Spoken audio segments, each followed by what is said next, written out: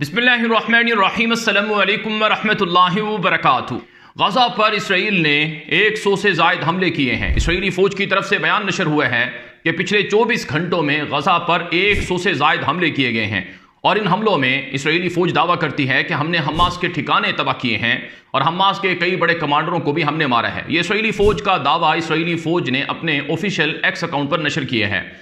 दूसरी तरफ इसराइल के हमलों के बावजूद गज़ा में इसराइली फ़ौजियों को नुकसानात का सामना करना पड़ रहा है। इसी हवाले से एक बड़ी खबर नशर हुई है इसराइली अबरानी मीडिया पर, जिसमें दावा किया गया है कि गज़ा में लड़ने वाले इसराइली फ़ौजियों को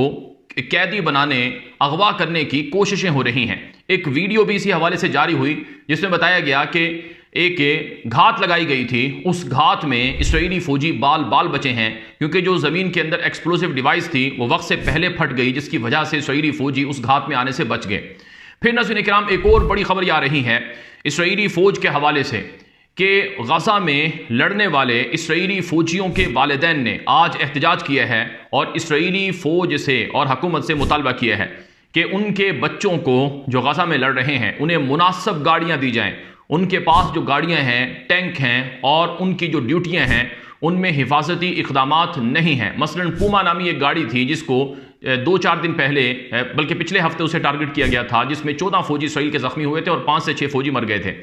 तो इसराइली आवाम जो है, यानी जो इसराइली फ़ौजियों के जो पेरेंट्स हैं, वो एहतजाज कर रहे हैं कि हमारे फ़ौजियों की ज़िंदगियाँ मुश्किल में हैं। एक इसराइली सहाफ़ी लिखता है कि आखिर क्या वजह है कि गज़ा में लड़ने वाले इसराइली फ़ौजी, उनके वालिदैन उनकी हिफाजत के लिए परेशान हुए और वो एहतजाज करने पर मजबूर हैं।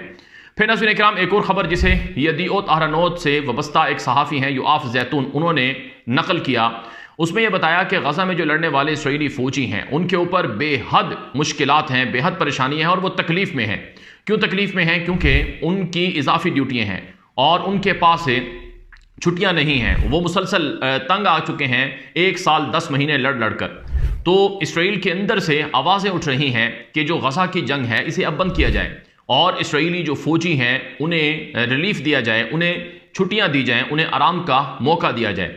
यही वजह है नाज़रीन किराम इसराइल के अंदर जो इसराइली फ़ौजी हैं उनके बारे में अब ये खदशात शुरू हो चुके हैं कि वो ज़िंदगियों से तंग आ चुके हैं और कुछ ऐसे फ़ौजी हैं जो तंग आने की वजह से, जंग की वजह से खुदकुशियाँ कर रहे हैं। आज भी इसी हवाले से एक खबर जारी हुई जिसे अल जज़ीरा और बाकी अरब ज़राए अबलाग पर अबरानी मीडिया के हवाले से, रेफरेंस के हवाले से नकल किया गया, जिसमें दावा किया गया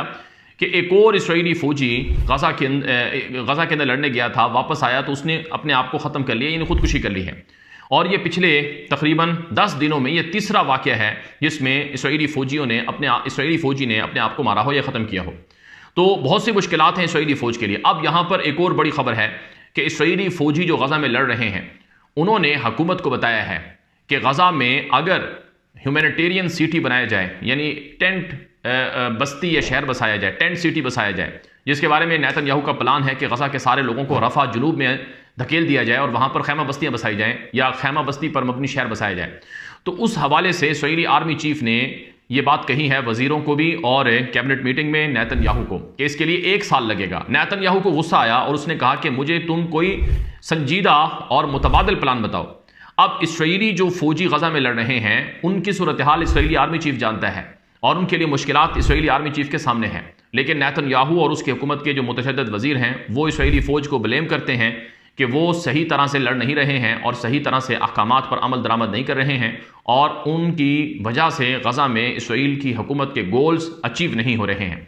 तो अंदरूनी तौर पर इसराइली वज़ीर आज़म नेतन्याहू वो इसराइली आर्मी चीफ से और इसराइली वज़ीर इसराइली आर्मी चीफ और कमांडरों से नाराज़ नज़र आते हैं। ये आज इसराइली अखबारात के अंदर ये रिपोर्टें छपी हैं, जिसका मतलब ये है कि इसराइली हुकूमत और फ़ौज के दरमियान बाहम अंडरस्टैंडिंग नहीं है, बहुत सी चीज़ों में इख्तलाफात हैं। सबसे बड़ा मसला जो है वो गज़ा में इसराइली फ़ौज की कमी का है, यानी इसराइली फ़ौज के पास बंदे नहीं हैं, सोल्जर्स नहीं हैं कि वो वहाँ पर लड़ सकें। अब इसराइल में जो मजहबी फ़िरका है अल्ट्रा ऑर्थोडॉक्स यहूदियों का, जिसे तौरात और तालमुद पढ़ने वाला फ़िरका कहा जाता है, इसके नौजवानों को फ़ौज में भर्ती करने का मामला इस वक्त शदीद लड़ाई का बायस बना हुआ है। आज यदीओत अहरानोत में एक खबर छपी जिसमें कहा गया कि तौरात और तालमुद पढ़ने वाले जो मजहबी यहूदी फ़िरका है हरीदीम,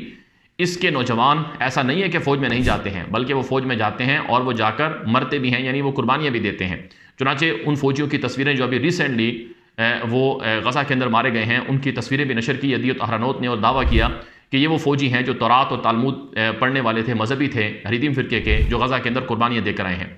बहरहाल इसराइल के अंदर इस बात पर शदीद इख्तलाफात हैं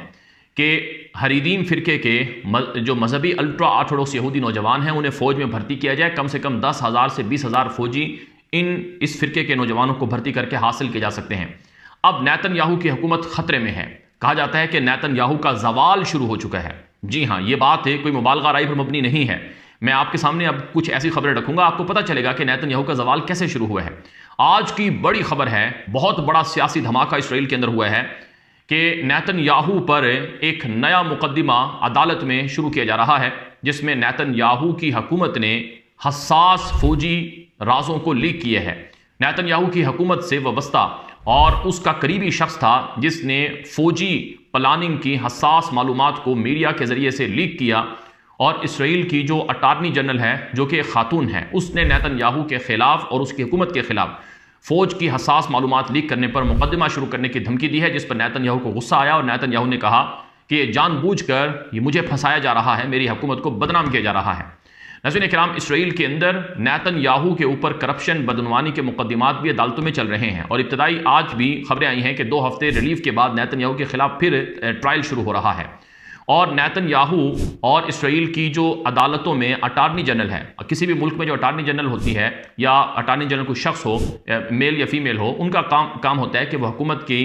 कानूनी मशीर का रोल प्ले करते हैं। और इसी तरह से अगर हुकूमत कहीं पर कोई गलती करे तो अटार्नी जनरल हुकूमत का मुआवजा भी कर सकता है। तो इसराइल के अंदर जो अटार्नी जनरल हैं, ये 2022 में नफ्ताली बेनेट जो साबिक हुकूमत थी नेतन्याहू से पहले, उसने लगाया था, और ये 6 साल के लिए मुकर्रर हुई है। और इसकी और नेतन्याहू की शदीद लड़ाई है। नेतन्याहू इस अटार्नी जनरल को हटाना चाहता है। अब खबरें ये भी आ रही हैं कि इसराइल के अंदर अदालतों को कंट्रोल करने के लिए नेतन्याहू कुछ पार्लियामेंट से कवानीन लाना चाहता है, जिसमें किसी भी बड़े ओहदेदार को या किसी भी बड़े अहम शख्स को ओहदे से हटाया जा सकता है, क्योंकि इसराइल में अब तक कानून यह है कि जो शख्स किसी भी ओहदेदार को लगाएगा वो अपनी मुद्दत पूरी करेगा। मसलन अटार्नी जनरल को 2022 में लगाया गया तो वो 2028 तक 6 साल के लिए मुकर्रर हुई हैं। तो अब नेतन्याहू के और अटार्नी जनरल के बड़े शदीद इख्तलाफात हैं, जिसकी वजह से नेतन्याहू का जाना ठहर गया है, ये इसराइली मीडिया बता रहा है। फिर आज की एक और बड़ी खबर सुन लीजिए कि इसराइल में जो नेतन्याहू के इत्तेहादी मजहबी कट्टर किस्म के लोग हैं, उन्होंने नेतन्याहू के खिलाफ ऐलान बगावत कर दिया है और कहा है कि हम नेतन्याहू के वादों से मुनहरिफ होने पर नेतन्याहू को हटाने की कार्रवाई शुरू करेंगे और पार्लियामेंट को भी तालील करवा देंगे, कबल अज़ वक्त इलेक्शन करवाएंगे, ताकि जो नेतन्याहू है इसकी वजह से जो हमारे साथ धोखेबाजी हो रही है, कम से कम उससे हमें निजात मिल सके। ये इसराइल के अंदर जो इसराइल के नेतन्याहू हुकूमत के जो इत्तेहादी जमातों के लोग हैं वो ये बातें कर रहे हैं। तो खुलासा ये है कि नेतन्याहू इस वक्त मुश्किलात में घिर चुका है और नेतन्याहू की हुकूमत का जल्द धड़न तख्ता होने वाला है। एक और बड़ी खबर आपके सामने रखेंगे, इंतहाई अहम खबर है कि साबिक जो अटार्नी जनरल था इसराइल का, उसने भी ये बात कही है कि नेतन्याहू ने डेमोक्रेसी को ख़त्म कर दिया है इसराइल से, और इसराइल को नेतन्याहू ने एक मातहती में डिक्टेटरशिप के अंदर अपने आप को बनाकर पूरे इसराइल को कंट्रोल करना चाहता है, अदालतों को कंट्रोल करना चाहता है। ये बातें इसराइल के साबिक अटार्नी जनरल ने कही हैं, जिसे द टाइम्स ऑफ इसराइल के अंदर नशर किया गया है। तो इसराइल में इस वक्त नेतन्याहू के खिलाफ बगावत है और लोगों में गुस्सा है और उससे इस्तीफे के मुतालबे अलग किए जा रहे हैं, और नेतन्याहू जो कैदियों को नहीं छुड़वा रहा है, जंग बंद नहीं कर रहा है, तो फौज के जो वालिदैन हैं, हॉस्टेजेस फैमिलीज हैं और बहुत से लोग हैं, वो एहतजाज इसी वजह से कर रहे हैं। एक और बड़ी खबर है, इसराइल का साबिक वज़ीर आज़म एहूद ओलमर्ट है, वो बार बार नेतन्याहू को गज़ा में नाकाम करार दे रहा है और उसकी पॉलिसियों पर तनकीद करता है। यहाँ तक कि इसराइली फौजी जो गज़ा में लड़ रही हैं वो इंसानी हकूक़ की वायलेशन की मुर्तकिब हैं, जेनोसाइड कर रही हैं, ये भी साबिक इसराइली वज़ीर आज़म एहूद ओलमर्ट ने कहा था। तो एहूद ओलमर्ट जो इसराइल का साबिक वज़ीर आज़म है, उसे गिरफ्तार करके जेल में डालने की धमकी दी है नेतन्याहू की इत्तेहादी वज़ीर ने। नेतन्याहू का जो इत्तेहादी वज़ीर है उसने कहा कि मैं बिन गफ़ीर मुतशद्दिद कौमी सलामती के वज़ीर को कहूँगा कि ओलमर्ट को पकड़कर जेल में डाला जाए, क्योंकि वो इसराइल को बदनाम कर रहा है और वो हमास की और दुश्मनों की ज़बान बोल रहा है। तो खुलासा यह है नाज़रीन इकराम कि गज़ा में इसराइल जो लड़ाई लड़ रहा है उसकी वजह से इसराइल अंदर से टूट फूट का शिकार हो चुका है, और इसराइली फौजी खुद कह रहे हैं कि हमें छुट्टियां दी जाएं, तोसी न की जाए और हमें यहां से निकाला जाए।